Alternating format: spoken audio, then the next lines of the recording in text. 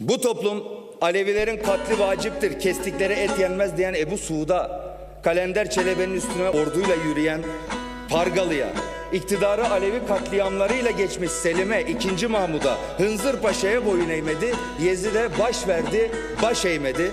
Gerçekten size biat mı edecek zannediyorsunuz? Dinleyin nefesim, mevali canlar, an için okuram lanet Yezid'e, Muhammed Ali'yi sevmedi onlar. An için okuram lanet Yezid'e, lanet Yezid'e. Alim Yezidlerin yayın yasandır, Yezid imamların üstün basandır.